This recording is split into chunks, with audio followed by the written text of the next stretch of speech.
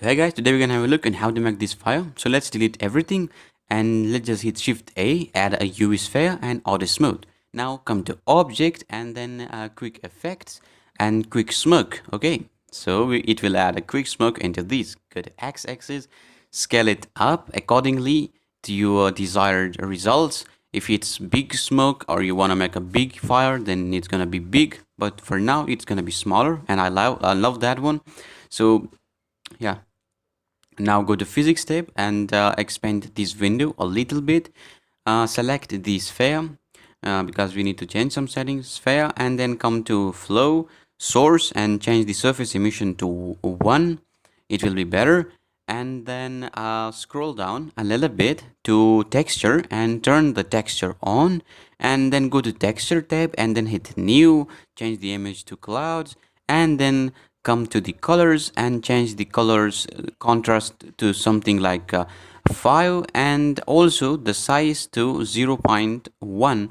Okay, so I'm gonna change the size to something like 0.1. Okay, so now let's select the domain object, which is the cube in our case, and yeah, we're gonna move here. Oh yeah, select the texture as a texture in the sphere while sphere is selected.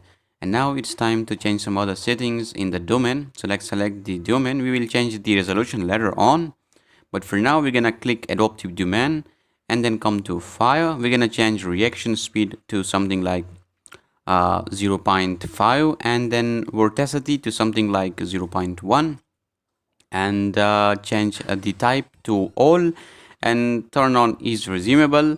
And also we're gonna increase the resolution, but for now we're gonna make the ending frame to something like 150, and then come to resolution, make it 128, and scroll down.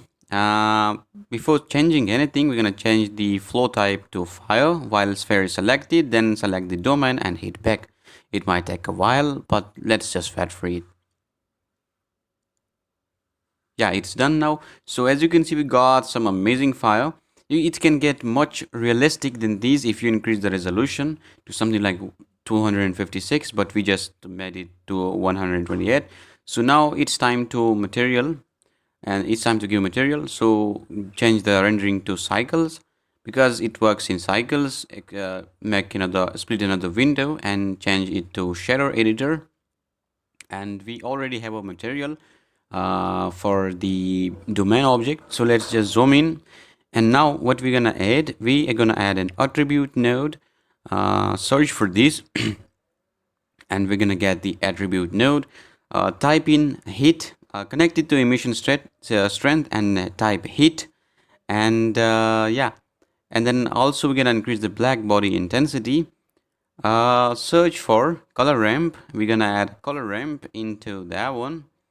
So add a color ramp, just increase that value and grab this value to here. I hope you get me about that because I'm not sure which value is perfect, but you can make the same as I'm doing. Okay, and also make it a little bit gray, something to make it better. Okay, so we're gonna add another color ramp as well. So grab these and search for a color ramp connected to the vector, and connect the color to the emission color, and grab this handle to here, change the color to something like reddish yellow. I don't know what it's called, my English is not good.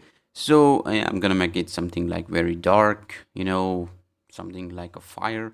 Yeah, I'm gonna invert these colors because yeah, I think now they are perfect. I can also change the temperature. I can increase it to make it more brighter, and also density to make it more dense. It's totally up to you what setting you love. Yeah, okay, so our fire is ready to go. If you play it, it works perfectly. If you don't got anything, you can just do a comment. So thanks for watching. So let's just save it. Yeah, in the meanwhile, you can hit the subscribe button and also like this video. Thanks for watching and see you in the next one.